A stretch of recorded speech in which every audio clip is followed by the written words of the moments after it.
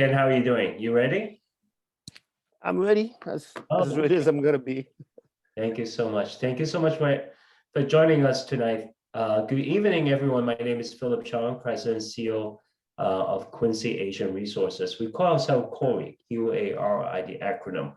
Welcome to tonight's Youth Forum of Breaking the Silence on All Racism, organized by QARI's Youth Department in collaboration with the town of Randolph and Randolph's public schools. As a first piece of housekeeping, please note this forum is being recorded this evening. And also a little brief introduction about QARI. We have provided wraparound immigrant services to the Asian community and immigrant community in the South Shore area since 2001. With the growing immigrant population in our community, our mission is dedicated to providing services and programs that are culturally and linguistically competent.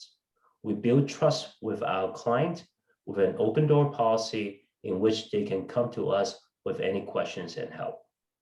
As an Asian American and immigrant myself, I know there is racism in our country. Many of us have faced racial harassment, bullying, and we know this is un-American, and it is not why we came to this country. Since last year, we have engaged in several forums and town halls to offer opportunities for our community to share our all too common stories openly. And tonight, we're very excited to have the youth from Randolph to share their stories with us.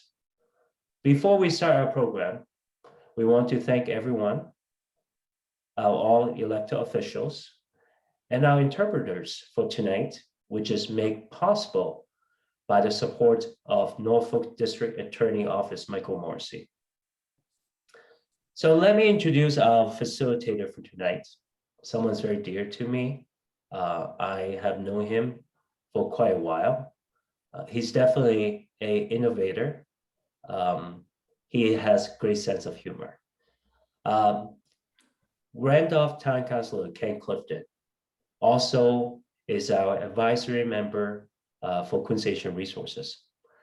So Councilor Clifton can identify with many of our youth as he is an immigrant himself from St. Kitts in the Caribbean and came to America in his early teens. We have seen Councilor Clifton work in Randolph up close and in person. And I have been most impressed with his dedication. His leadership with the COVID-19 response efforts comes to mind. His work in helping to organize the recent Help Stop Asian Hate was also outstanding. And I have personally worked closely with Councilor Clifton in organizing scholarship workshops for the youth at the Randolph Public Schools. He strongly believes our youth are our future. So thank you so much for his leadership, and thank you so much for his commitment for tonight. Ken, the floor is yours. Thank you, Phil. Thank you for your extremely kind and gracious introduction. It is indeed an honor to welcome everyone to this evening's Youth Forum. A special warm welcome to our youth panelists, middle schoolers, Michelle and Favor Grace, and high schoolers, Shinanu, Anaya, and Lena. You know, we often say that our youth are our future, but at times one wonders how much of this popular saying is lip service and how much is genuine. If we do in fact consider our youth our future, then do we not have a sacred duty and an obligation to remove and eliminate all barriers that suppress their creativity and innovative spirits? Should they not, for example, have a safe space to speak their truth? The fact is, ladies and gentlemen, for too long and too often, our youth have sat in silence as they have felt mischaracterized, misjudged, and even maligned. Now, our youth are speaking up and speaking out. This evening, you will meet 5 amazing youth with equally amazing and compelling personal stories. Stories told through their own eyes and from their own perspectives. You know, they may be from different cultures and different ethnicities, and their families might have come from different parts of the globe. But there is one thing that binds them together: their love for this country and this community that has nurtured them. Yet they all remain concerned, if not dubious, about their exact role in our society. So this is their forum. This is their space. This is their opportunity to speak their truth, and most importantly, without being judged. So for tonight's forum, the structure, we will hear from our 5 youth panelists. Then questions from the chat will be addressed accordingly. At this point, I would like to acknowledge the presence of other members of the organizing committee, because we all work together as a group. And the organizing committee, the members have been extremely supportive. So I want to commend and acknowledge Superintendent of Schools, Thea Stowell, Counselor Katrina Hoff-Lamon, Middle School Principal, Dr. Naya Wilson, Community Organizer, Jahida Lopez, QARI's President, whom you've met already, Philip Chong, Community Programs Director, Liz LaRossi, and High School Principal, Dr. William Kennard. At this point, ladies and gentlemen, I would like to ask our Superintendent of Schools, Thea Stovell, to say a few words and to assure our students who joined us here this evening. Superintendent. Thank you. Good evening, everyone. I want to say good evening to the illustrious Randolph students who are in front of me. It's a proud moment for me to see you all on screen. I want to thank Councilman Clifton and all the other community members here. I want to give a personal thank you to Philip Chong and his team at QARI for organizing such an important event to discuss anti-racism. At such a time in our country when people of color are openly targeted for simply being themselves, it is really important to hear from the people. So I am grateful to be here tonight as a listener to hear the voices of our students as they courageously describe their experiences.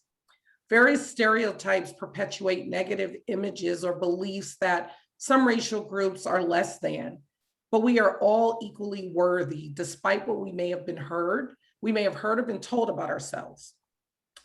Talking about race is really difficult. It's a difficult task. It's emotionally draining. It challenges our core values. It makes us question who we are. It is an emotional process because it is tied to our identities as who we are as people.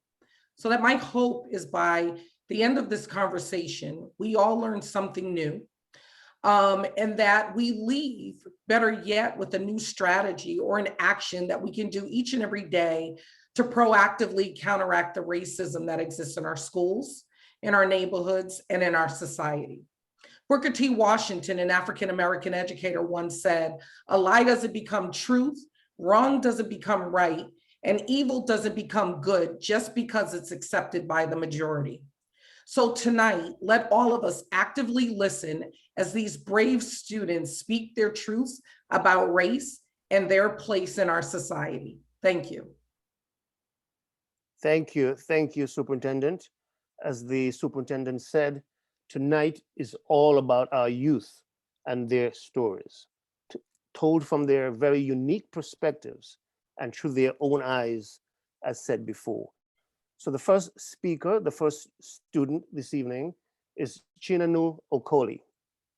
Chinanu will tell us his story from his own perspective. Chinanu? All right, good evening, everybody. I'm Chinanu Okoli. I'm a senior at Randolph High School. I'm a Nigerian American. My parents were born in Nigeria and immigrated here, and I'm really honored and grateful to be here with you tonight.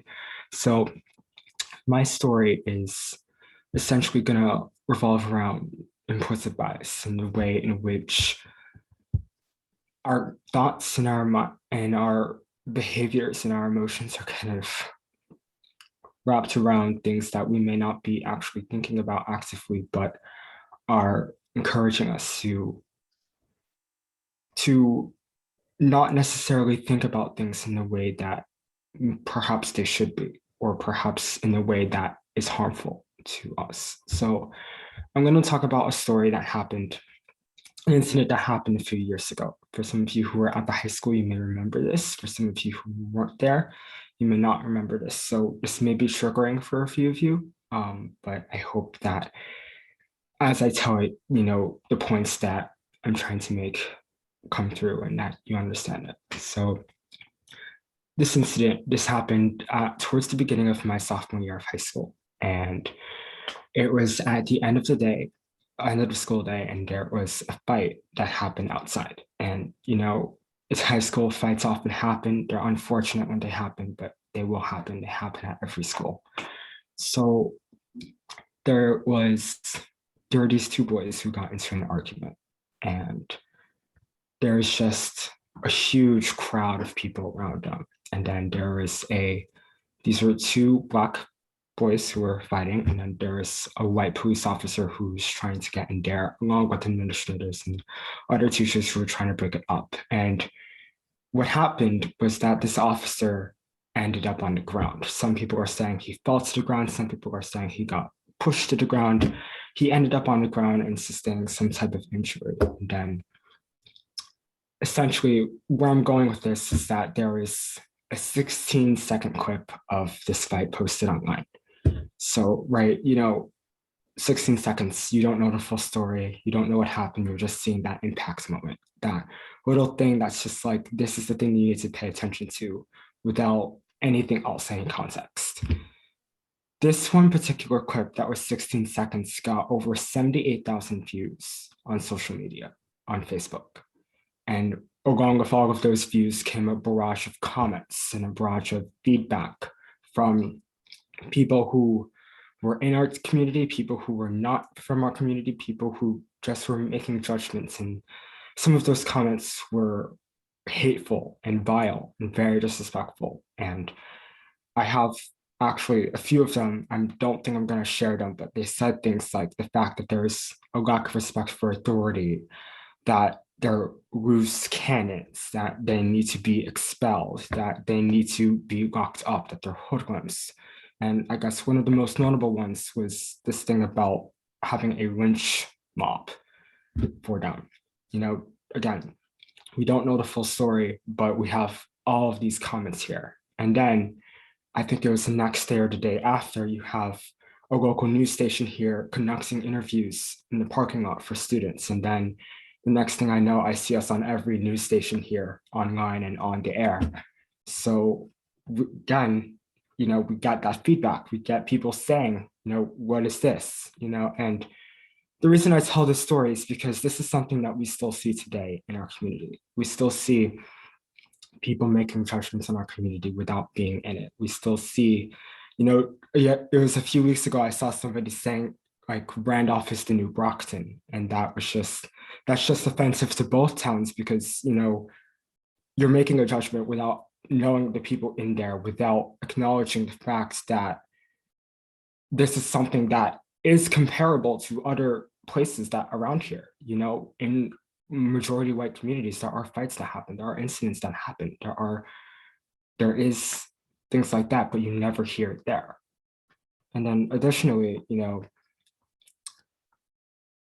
that a lot of the sentiments that I'm seeing regarding people's criticism is saying that, Randolph isn't what it used to be, or Randolph is a ghetto town or whatever. But really, we're just more diverse than we've been before. We just have a larger amount of people of color living here. We have more people of color in leadership positions and starting things from their own businesses here.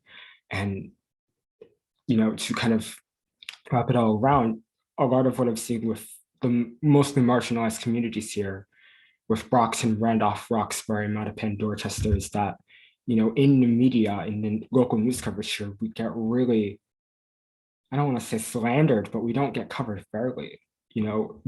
Those stations, the 5 new local TV news stations here, are really only here when something bad happens, and don't really cover those really positive stories, those things that we are doing really well. They don't get covered when you compare it to other mostly white communities like Dartmouth or Hingham or other places like that. So a large part of this, has to do with, one, why are we making snap judgments and acting upon those, and how we regard our neighbors in marginalized communities, and to why is there not fair coverage? Why are we not included in a part of what is being shown? And that's kind of really a positive feedback loop, that not showing those, or rather only showing those negative stories, contributes to people holding those sentiments, and that kind of wraps around back in itself. So that is something that's really what I wanted to share, is that, I still think about it. Like, I get flashbacks thinking about, my classmates in band crying over sharing our experiences because we had barrage of hate and a barrage of people saying such insidious things to us. I still think about, the conversations, there are other communities that aren't having these conversations right now because they're not actively thinking about the fact that they might be viewing us in a certain way, and they might be acting upon sentiments in a certain way. And those sentiments eventually can lead to behaviors, which can lead to acts of violence, which can further perpetuate racism.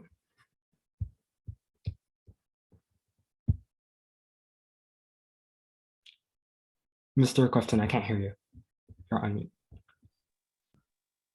Wow. Thank you, Shinanu.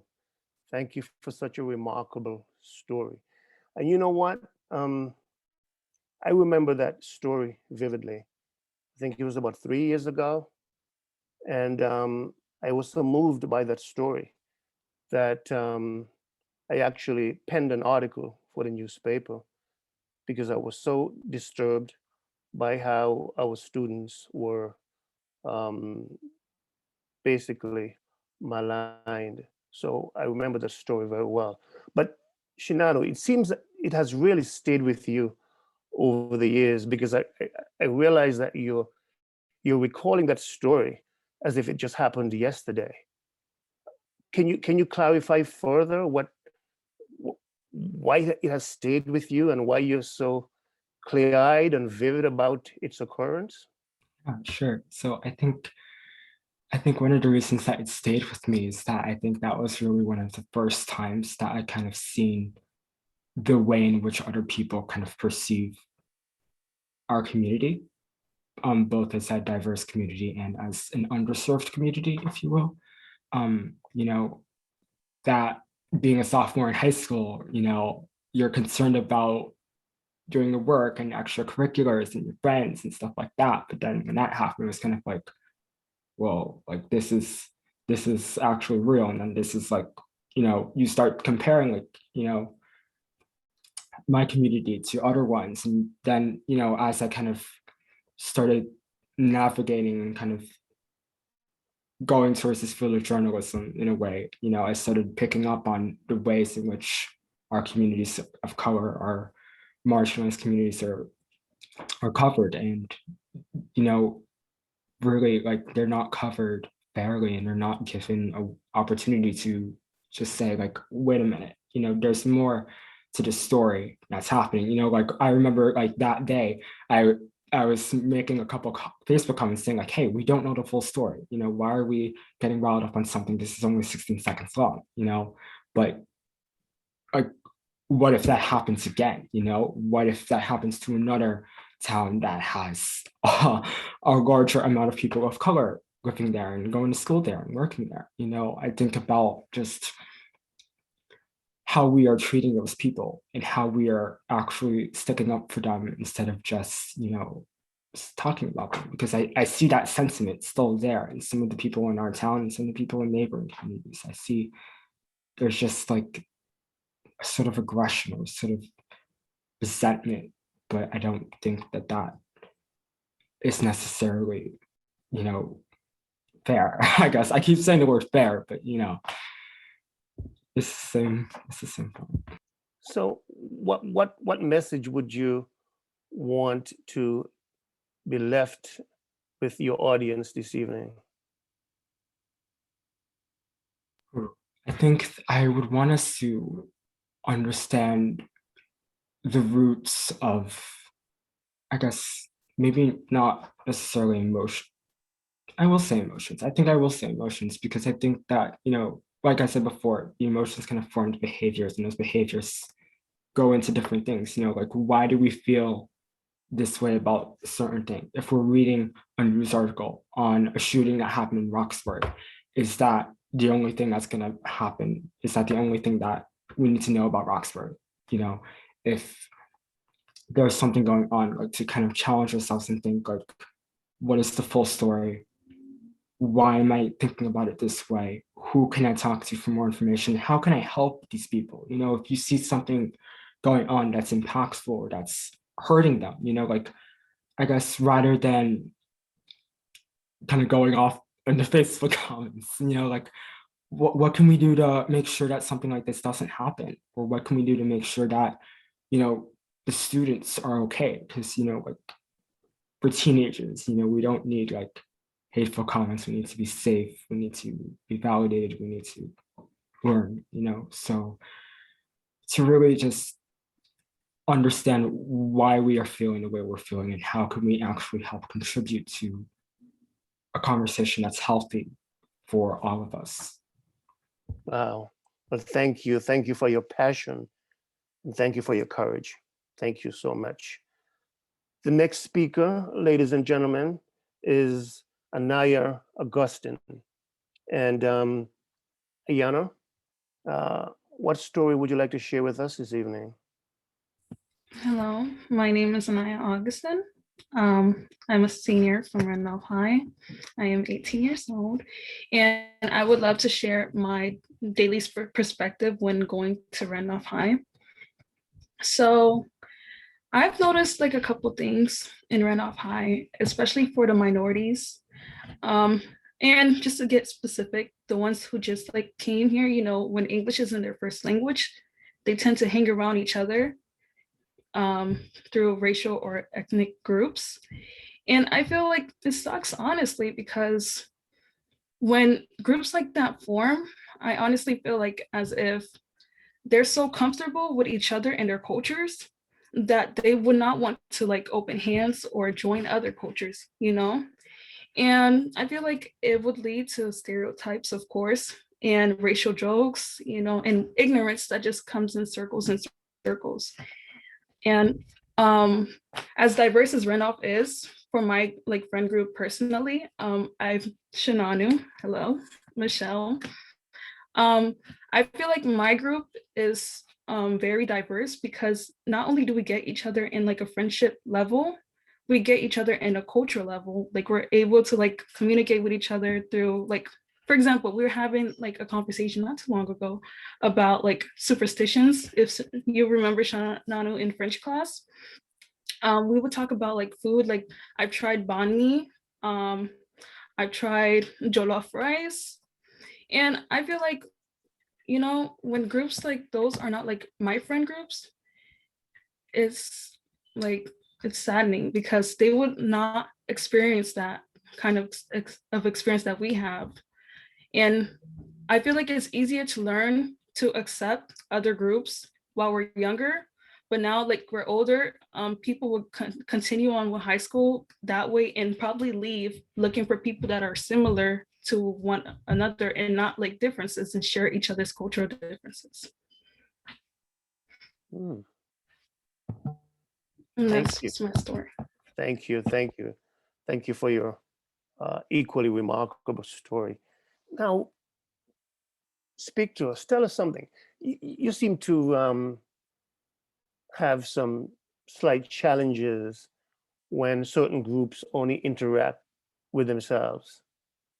You'd rather see the various groups interacting with the other groups.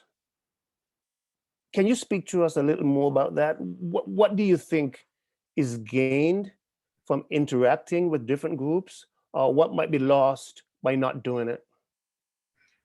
I think what's gained is open-mindedness, because we're introduced to each other's cultures, we're introduced to each other's languages. Sometimes we can even teach each other like certain words. And I think what is lost is that we miss out on knowing each other. Like people, like if people were so open-mindedness in Randolph, I feel like we could all, how could I say this? We could all understand each other in a more of a cultural level than, you know, as friends. And yeah, I honestly feel like we could do better if we actually get to be open-minded with one another and get each other, but we don't because we're not as comfortable as we are with one another. Thank you. Extremely helpful. Our next speaker this evening is Favor Grace. Favor? Hi, my name is Favor Grace Kenyon Jui. I'm an 8th grader at Randolph Community Middle School. Both of my parents are from Kenya. I thank you for allowing me to speak out on racism today. I want to talk about a personal experience I had with racism in a different school districts. I used to attend a private school in the 6th grade, and at the school, the student handbook expressed that we were not permitted to wear colored hair. Being a person of color, I'm allowed to wear colored braids, which aren't dyed hair. My teacher pulled me to the side and told me that my hair was violating one of the school rules. I explained to her that I was unable to change it and I could not eliminate it since it was now part of my hair for a specific time, period.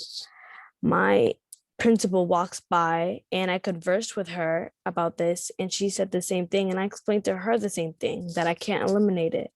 A student in my class had dyed her hair the previous day, a Sunday, and she still had some pink dye. What bothered me was that my teacher let it slide or didn't notice her colored hair and the girl happened to be white. I felt it as if that was unfair and biased of the school to allow the white girl to wear colored hair and treat me differently. I was confused that the school did not understand my braids and it angered me. Now I am more educated on the issues of race and I recognize what I experienced was racism. I also want to comment on social media. Everyone's life is affected by social media. Racist and derogatory comments are often posted on social media. Many people use social media to express their frustration. When we are constantly subjected to these comments in person, it becomes normalized because the victim and those around the victim are unaware that it is racist. A perfect example is the N-word. Saying racial remarks or being targeted because of your race are examples. This Zoom forum is necessary so that everyone is informed about what is and is not racist, and so that teachers can identify students and adults who are being racist. Thank you. Thank you very much, Favor. Thank you for your wonderful story. Let me ask you a favor.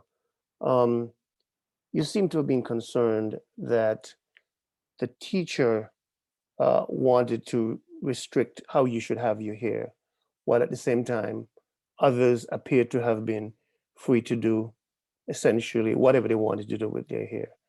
Do you think that that particular teacher or teachers in general, do you think they should have a better understanding about the various cultures that attend these various schools? What are your thoughts? Talk to us about that. I think, yeah, they should be like, they should be more educated about the different cultures, and they shouldn't like let one person not, they shouldn't just tell one person that they can't have that kind of hair to school, but let the other person have colored hair. Mhm. Yeah. And you mentioned social media. Yes. What do you think? How do you think social media could be used for good as opposed to the negative stereotypes that social media tend to galvanize? There are various reasons. There are many reasons. Oh my gosh. There are many ways to use social media for good. Some ways are like spreading positivity, I guess making funny content, promoting your business or something like that. Those are ways that you can use social media without being negative. Hmm. Any other message that you would want to leave with the audience that are listening and viewing? A message I would like to leave to the audience is, after this Zoom meeting, I hope that each and every one of us is more educated about what is racist and what isn't racist. Like if you see something racist happening, you should either speak up or tell somebody about it. And yeah, that's it. Yeah. And you did say that your parents are from Kenya, is that correct?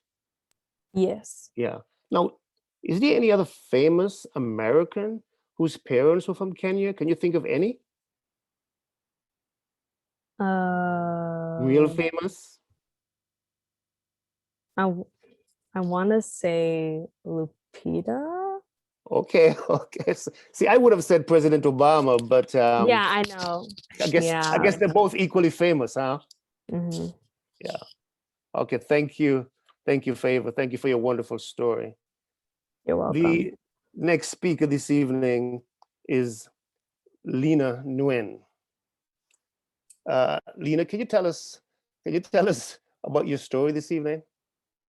So I actually don't have a personal story. So instead of writing a personal story, I just came up with a research to talk about racism.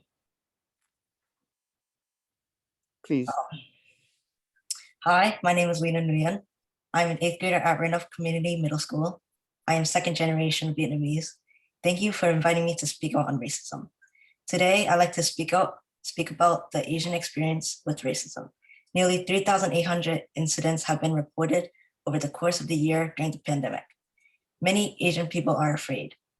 We know it is morally wrong to be racist or kill people just because of their ethnicity, so why still do it? Asians are constantly being targeted for doing nothing wrong. I am disappointed that it took so long to receive national attention on the hate crimes against Asian people. It took the tragic loss of 8 innocent lives in Atlanta to receive broad national attention. We need to keep the spotlight on these acts of hate so Asian people will not be afraid to speak up. Since the COVID-19 pandemic, there has been a rise in racist acts, whether it's verbal or physical attacks on Asians around the world. The majority of identified crimes target women and senior citizens. There are only a few of the hundreds of violent cases toward Asians that happen every day that are reported. There are so many more that are very likely to have occurred but have gone unreported. As a member of Gen Z, we are entering an era in which the media defines who African Americans are. We're also entering a time in which we all have the power and agency to create media that provokes human thought in sophisticated and challenging ways. We have the ability to create media that is inclusive and gives people control and power over the stories that define them. On one hand, the media frequently focuses on gang violence in news reports, movies, and newspaper articles related to criminal activity, violence, and poverty. On the other hand, current media focuses on injustice committed by police and authorities, such as the shooting of unarmed teenagers. One of the many reasons African Americans can't find jobs, is because the media portrays them in a negative light. Some of the racist attitudes that African Americans face today go back as far as the days of slavery. I believe we can change the narrative by speaking up and speaking out. These negative narratives affect the way people think about one another, which is why it is so important to change it. Fantastic, fantastic. So let me ask you, Lena, you've raised some extremely important concerns about Vietnamese youth being stereotyped. How does that personally affect you? How does that impact you? And how do you think is the most effective way of addressing those issues? The most effective way to address the situation is probably by telling your friends and family, spreading the word, because I know a lot of Asians are very, very afraid of speaking out for each other. So that's why we need all of us to come help each other out and speaking out on these types of racist attacks. Now, recently, Councillor Katrina Huff-Lamont and I and a number of other residents, we organized a Stop Asian Hate rally in Randolph. It was held at Stetson Hall. Well, let me ask you a question. You, as a young Vietnamese person, how did that affect you? How did you internalize the situation that, hey, Randolph is having this event to try to support the Vietnamese community? What did you think about that? I was very glad and very happy that everyone is gathering around and rallying this racist attacks. My parents, my family especially, are scared, and women especially on these streets, when they walk by themselves, they need personal weapons to try and defend themselves, which is just ridiculous, because they shouldn't need to bring these these objects. They need to defend themselves. So yeah. And I noticed later in your story, as you were speaking, you also expressed some concerns that young Black youth were being stereotyped in a very negative way. Why is it important to you to raise that as a concern?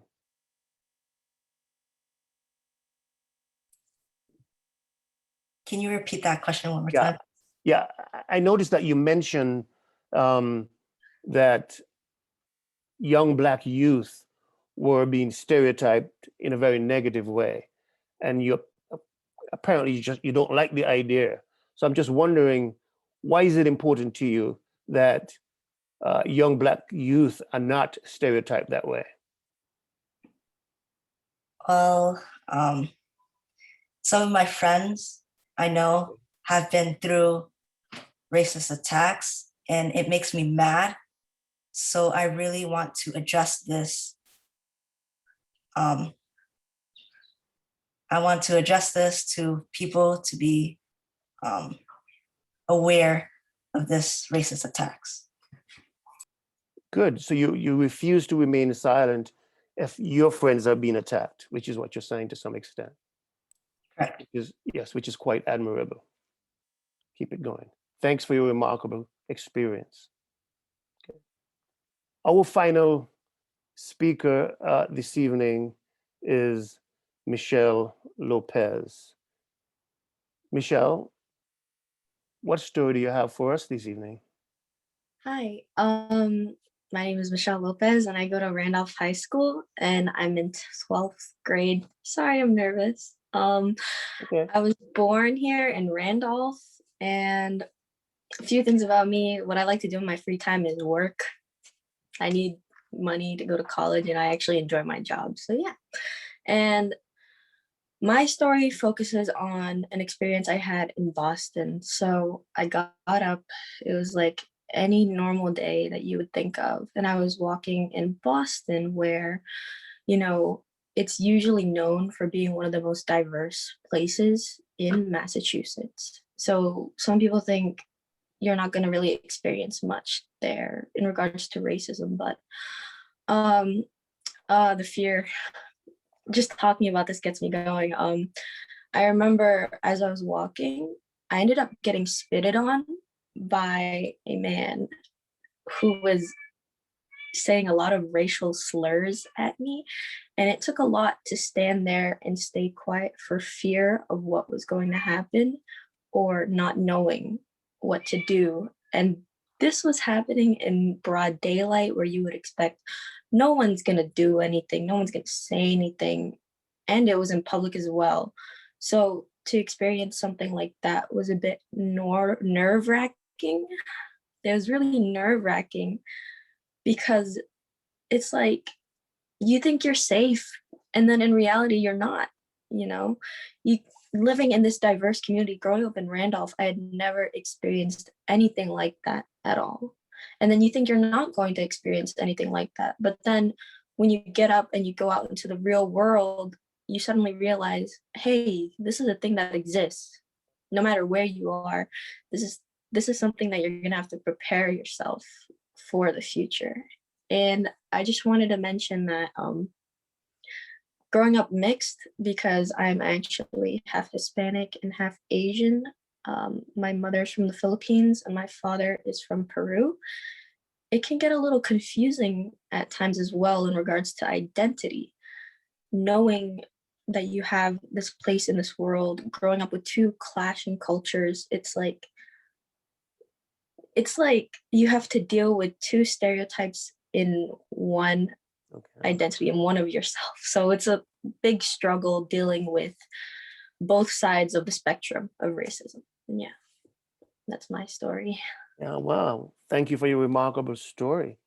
So let me ask you a question, Michelle. You said you're Filipino and also Hispanic. Do you find that you spend a whole lot of time trying to explain to folks your identity? Honestly, yes. Yeah. It may seem surprising because you'd think it kind of wraps around my culture, but it doesn't. My identity is not entirely based on my culture. I'm not just Filipina and just Hispanic. I am more than that. We're more than our race. So it can be a little confusing at times when you're trying to explain your identity to someone, and the first thing that you think of is, what race am I? I'm going to tell you my race, and that is one of the first things of my identity.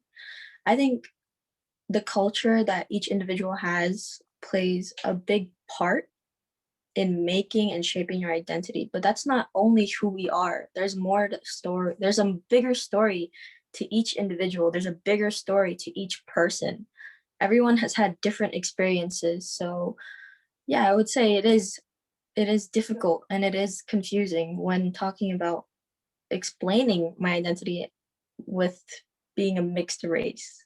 But it's more than that. That's what I would say. It's going further and going deeper than just what is my culture.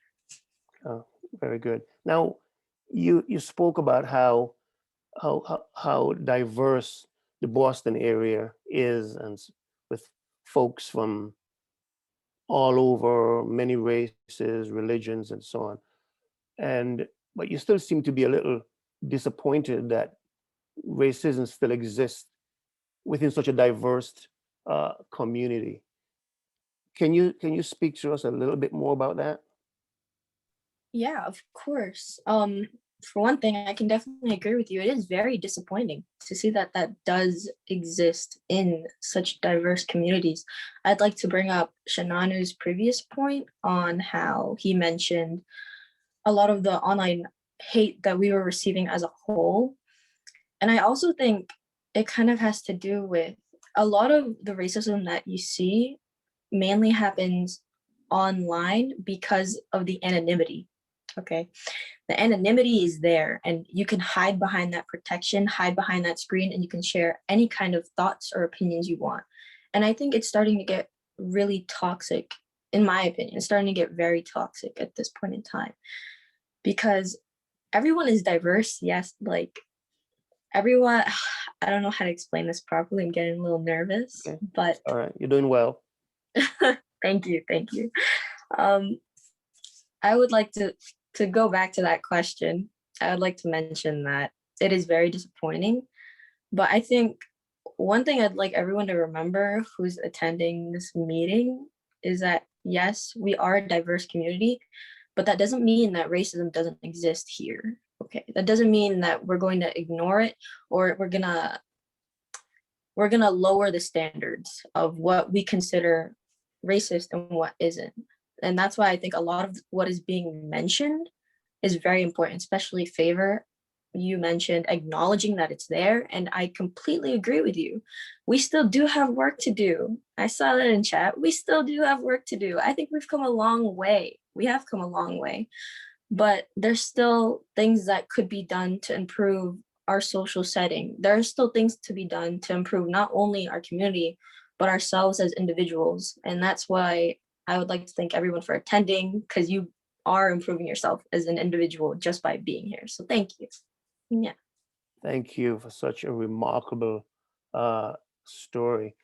And one thing I must say too, that I'm so impressed that your views seem to be so sophisticated, in the sense that, yeah, you understand that physically we live close to each other, we're physically diverse, but yet there seem to be so much, at least invisible or mental separation.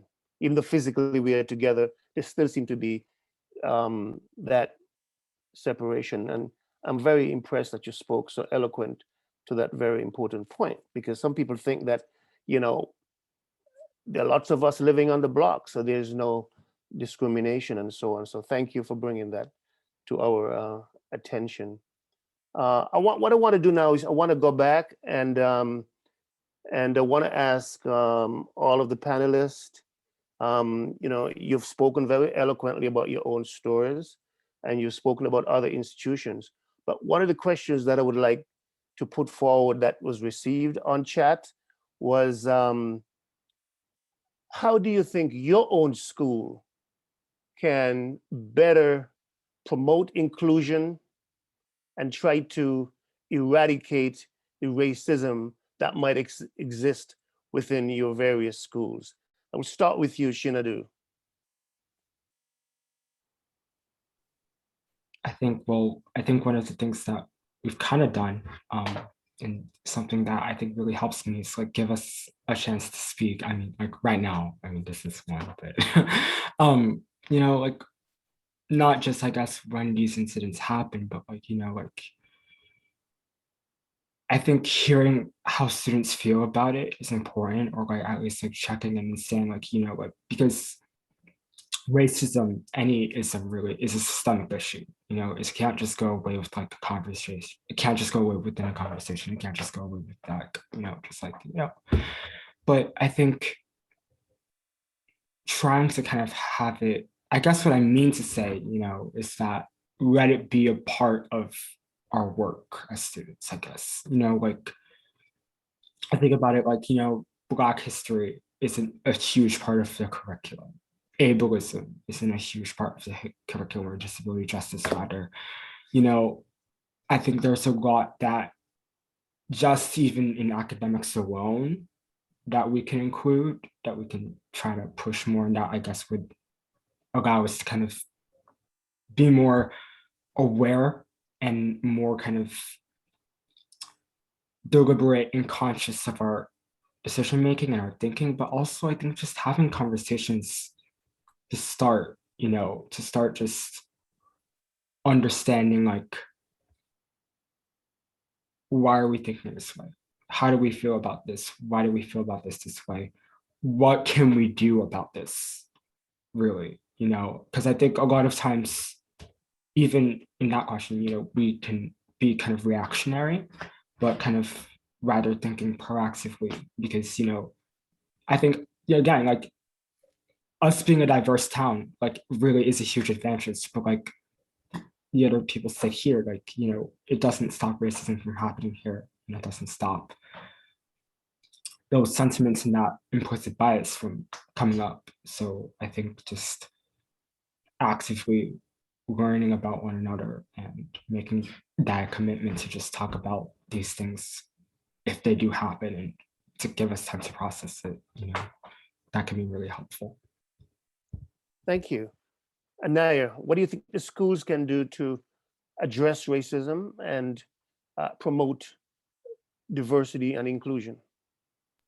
And I honestly think that we could start with having more programs like QARI, because before QARI, I was not aware of there being programs like these that allow us to all come together, ethnicity, cultures, and talk about it and discuss and communicate with one another, even if though we do not all speak English. So when there's groups like this, I feel like we're able to educate ourselves. And I feel like without groups like these, we're not able to all come together like what we are in this webinar and talk about it. So I love and I appreciate programs like QARI. Thank you for giving us a platform, because without this, I feel like a lot of other kids like me would not be as educated as we are. Thank you. Thank you.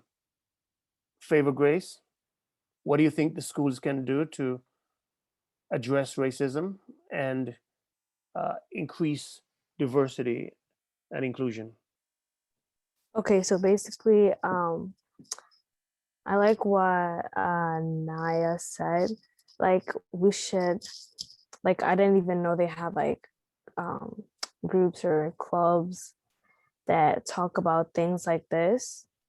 And a way for us, for schools to deal with it is to have like clubs or groups, or like the teachers could have like take one day to talk about racism, and so that more students can be more educated, because I mean maybe some students didn't join the Zoom, so you know, maybe the teachers could like take a day off from classwork and talk about racism and all that, and so people can be more educated about it. Good. Lena, what do you think the schools can do to promote diversity and inclusion? Like Favor and Anaya said, I think we should have more clubs and more education programs to bring people together to promote diversity. And it's a free space, and just, yeah, a free space to promote diversity where people come together. Good. And last but not least, Michelle. So I think there are many ways that we can improve on promoting diversity. I think one of the most impactful ways is sharing the experiences that we've had.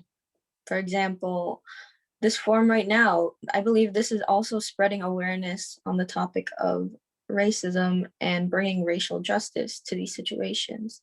So I think having that conversation and not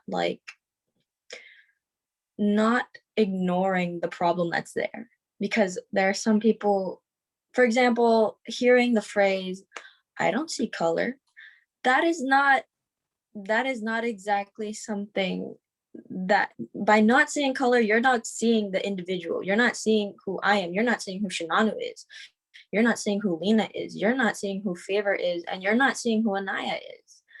Hearing all those terms and hearing that, having that discussion, having that talk with someone, I think that's going to be one of the most impactful ways to promote diversity. Interesting.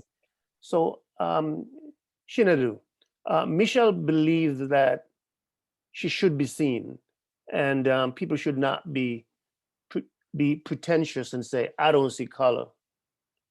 what would you, as a youth, what would you want the community to know about you as a youth growing up in this community? Wow, this is a good question. I guess I would want them to know that, like, I guess, well, kind of like what Michelle was saying, like, I can't take off my Black skin the moment I enter a room, right? I'm gonna have experiences that are, of course, are gonna differ from my friends and my teachers and anybody who I'm around. That doesn't mean, though, that I should try to act like those experiences aren't there, or that, they can't happen again in the future, right? Like, I've had my name made fun of before. I've had people who, you know, have said racial slurs to me before online. Some people don't have to think about that on a daily basis. They don't have to think about somebody who looks like them getting shot or getting racially profiled. So I guess it's understanding that, there's kind of different privileges that happen, even like me, like as a man, as a Black man, I have different privileges that other men of color don't, that other women of color, genderqueer people of color don't. So, to kind of wrap it, to kind of, geez, I keep saying the kind of, I really just want to say that, like, there's a lot of different experiences, and they're all, the way that people feel about them is valid, because they don't just go away. They don't just be gone. You have to be empathetic and be kind and understand that those differences, a lot of them kind of, I guess, and kind of extrapolating this to white supremacy as a whole, kind of oftentimes, especially with diverse communities, like, can put us against each other. And that's not what we should be doing. We shouldn't be actively fighting against one another. I might go through something, my Black community might go through something, and then Asian community might go through something, the Hispanic community might go through something. We all still suffer under white supremacy, and that is all still because of the systems in place there and the sentiments and standards that have been raised in people through white supremacy. And so this is a really long answer, but really just to understand that, again, our feelings are valid here. We all have different experiences. They all are rooted in white supremacy, and they all deserve to have that kind of attention, to be kind of alleviate that ignorance that surrounds them. So. Thank you. Anaya, as a young adult, what would you want the community to know about you? I would love. Anaya, as a young adult, what would you like this community to know about you? I would love to know. I would love for them to know that you may say that you don't see color, but you'll definitely see me. You'll definitely hear me as well, and my word will impact you. I feel like people are oblivious to the things that they say, and when you're oblivious like this, it creates ignorance, and I don't appreciate it. A question was, what is a dignified or appropriate way to react to a racist comment? I feel like everyone is different. Me personally, I won't say ignore it, but take note of it and change it. For stereotypes, if someone says something that does not define you, or is who you are, prove them wrong. So that's what I would love people to know about me. Prove them wrong, and I am going to prove you wrong, even though you say that you don't see me. Fantastic. Thank you so much. Favor Grace? Okay, so I agree with what Anaya said. Like, someone in the chat, they said, what is a dignified or appropriate way to react to a racist comment or action in the classroom? Like I said, I wouldn't ignore it, but I would take note of it, because like it happens daily. So like I just take note of it and like, you know, just keep it stored, I guess, in my brain. And I don't speak out because like it's one Black girl against a bunch of other people. So like I just gotta keep to myself, and hopefully more people will see it, and maybe they'll have the courage to talk to me about it, and you know, we can tell a teacher about it or something. Yeah. And you, Lena, what would you like the community to know about you? Like Michelle said, our race does not define who we are. We have to stick up for each other and have each other's backs. I'm generous, a student, a daughter, and much more. Short but sweet and most profound. Thank you. So we're gonna be closing up now with final comments from you, the panelists. And again, I'm gonna start with Shinanu. Any final parting comments that you would like to make? I was gonna say you didn't give Michelle a chance to answer the question. Oh, did I miss Michelle? Yeah, I think so. I actually didn't want to answer. I don't know. I just in case, if you wanted to answer Michelle, I thought Michelle I think she already, yeah, she You? spoke first and then you went Oh. second. Okay. Yeah, she Okay. spoke. My bad. And she was most profound. Yeah. She was. So Yeah. let's have some closing comments. These are your essentially your last comments to the community. You're just your closing comments, whatever is on your mind that you would like to leave with the audience. Starting with you, Shinanu. Geez, there's a lot that we can do, and there's a lot that we have to do in order to foster an anti-racist environment, and an environment that, you know, actually supports us and actually includes us. You know, it's hard, it's tiring, it's really exhausting, you know, to just wake up every day and see something like that, see headlines that don't really tell the full story, or see things that, you know, don't support you. But, you know, it doesn't mean that there isn't work being done towards that ultimate goal of racial liberation for all of us. It doesn't mean that there aren't people fighting towards that, and it doesn't mean that those comments have to define us. Like what Anaya said, I thought it was really beautiful. Prove them wrong. Like, you know, let's prove them wrong. You know, we are not what somebody on Facebook says about us in the comment section of a 16-second video. And, you know, I raise concern about it because, again, those things can turn into behaviors and into actions and into violence. And I don't want that. But simultaneously, when also dealing with that, you know, that's not true. We're not just hoodlums or whatever people want to call us. That's not true. And so, you know, we have the opportunity with the diversity that we have here. We really have the opportunity to work with one another and educate one another and just be kind to one another. So, you know, I think we should do that. So that's all I have, really. Fantastic. Anaya, closing comments? Honestly, for my closing comment, I would honestly love to thank QARI for giving us a platform to talk about this, because it gives people insight of all of our stories and what we have been going through.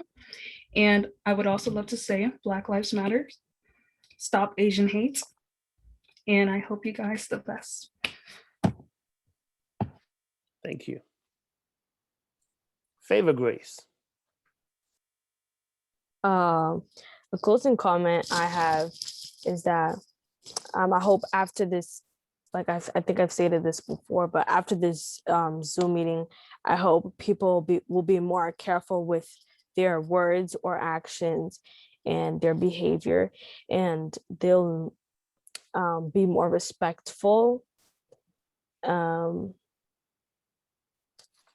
and teachers and students will be more educated about these topics, and Black Lives Matter and Stop Asian Hate. Okay, okay. Lena, First, parting comments. First, I would like to thank QARI that I'm glad to be part of this opportunity. I also want to say that it is very important to respect each other's stories and support each other along the way and respect each other. Fantastic. And Michelle? So to bring up a bit of my closing point, one time I was playing tennis with some friends, and it was near an elementary school, and these group of kids came rushing out, and we were all of Asian ethnicity. And so these kids came to the tennis court and they held their eyes open and started calling us chinks. So I wanted to point this out. No one is born racist. This is a taught thing, okay? This is a learned behavior. And until we can all learn to respect each other and to accept each other of our differences, these generations and this type of mindset is always going to be born again and again and again, okay? And I want to thank QARI as well, because honestly, it gives me hope. It gives me hope that there are changes being made out there. We are being seen, we are being heard. And similar to what Anaya said, yes, we're the generation that's going to prove a lot of people wrong.